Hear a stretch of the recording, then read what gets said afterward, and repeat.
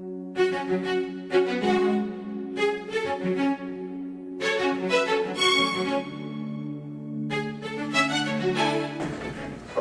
this is about the evangelization of Latin America, is our subject.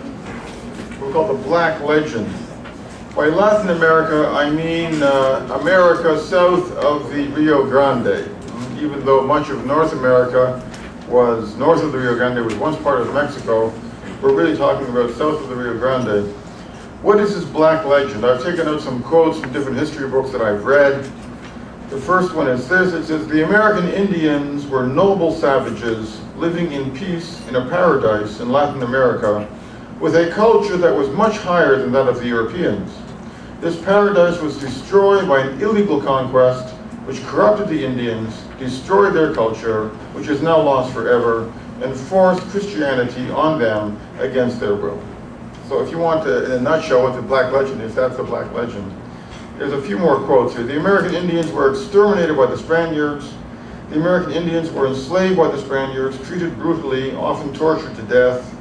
The Spaniards were sent by the Pope and the King to plunder, not to colonize.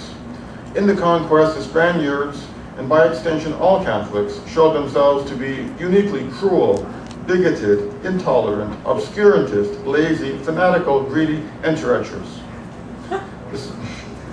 The Spanish Inquisition was imported into the New World and burned alive millions of Indians. The Catholic Church for a long time did not consider the Indians as human beings whose souls could be saved." Here's another one. "The obscurantist Catholic Church would not believe Columbus that the world was round.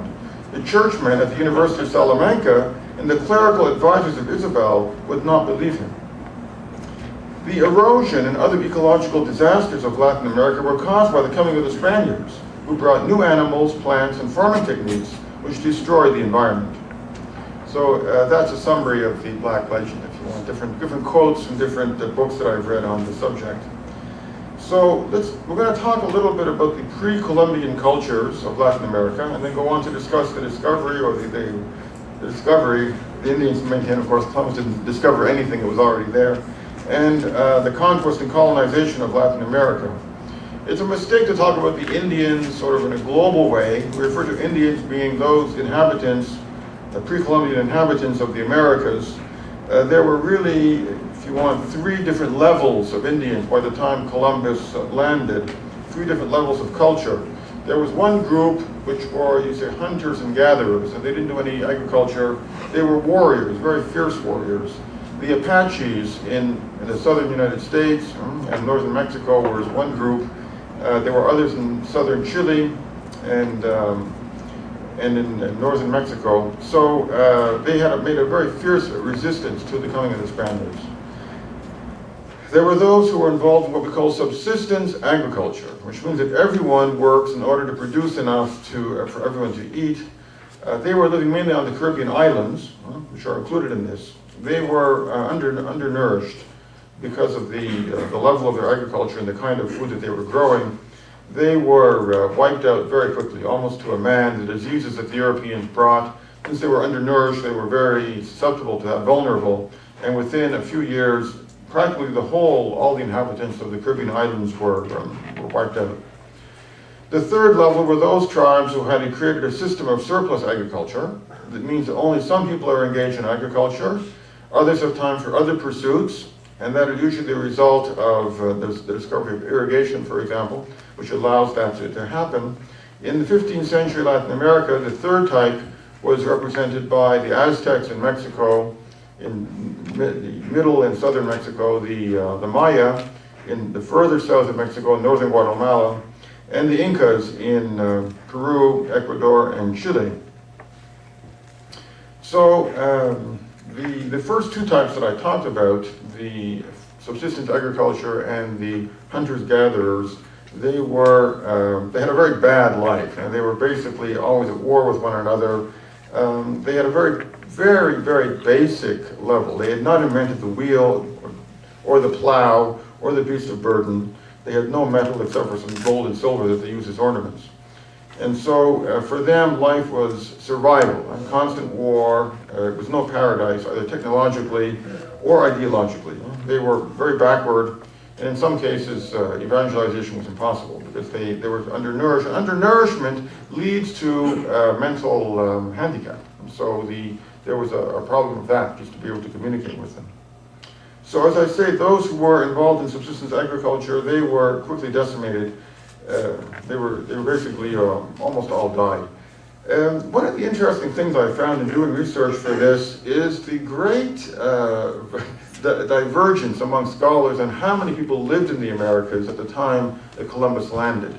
They really haven't got a clue. You know, I've seen estimates from 8 million to 80 million. Serious demographers who have done serious studies, they cannot seem to come to an agreement on how many people were actually living in the Americas when Columbus landed. And I don't know enough about demography to know why they can't come to this, but it's a very difficult one for them. And so you know, most people will fall into the 40, 50 million number. So when Cortez landed in Mexico, we'll talk about the Aztecs now. The Aztecs had established an empire covering much of central and southeast and southwest Mexico, and it held somewhere between 5 and 15 million people. We don't know exactly how many. And these conquered people paid tribute to the Aztecs, who had their headquarters in what is today Mexico City. There were, it was a very strict regime. The tribute that people paid was in food or textiles, and on the frontier they supplied men for the army. Some had to supply humans for sacrifice. The Aztecs were big into human sacrifice. They were not technologically advanced either. They did not have the wheel, so they did not invented the wheel yet. They did not have the beast of burden. They did not have the plow. The culture was supported by maize, a form of corn, but it was one that did not, you had to eat a lot and it didn't give you much nourishment. So there was an undernourishment there. There was a priesthood and a complicated religion developed out of that, and human sacrifice was practiced in a big way. The Aztecs did invent writing, though. They had a form of script, and from there, there's people quote this all the time. According to that script, they were recording the human sacrifices. About 10 years before Columbus landed, there was a big feast, and these documents say, without any equivocation, that 80,000 people were sacrificed to the god in that feast. Now, people tend to doubt. People tend to think it's probably an exaggeration, but that's what it says: 80,000 people. So they built an enormous city in Mexico City. They had public works, they had irrigation, they had a middle class and a merchant class, they had a legal system. So it was a well-developed culture, even though technologically it was not very advanced. By the time Cortez landed, there was a lot of dissatisfaction with those tributary states, of the different groups that were under the thumb of the Aztecs. They were trying to revolt, they were looking for a chance to revolt, and that is what allowed Cortez to conquer Mexico. Basically, these different tribes joined him in attacking the Aztec Empire. He couldn't have possibly have done that alone. He only had a couple of hundred people with him, I believe, and there were tens of thousands of Aztec warriors. But these different tribes who were subject to the Aztecs were sided with him.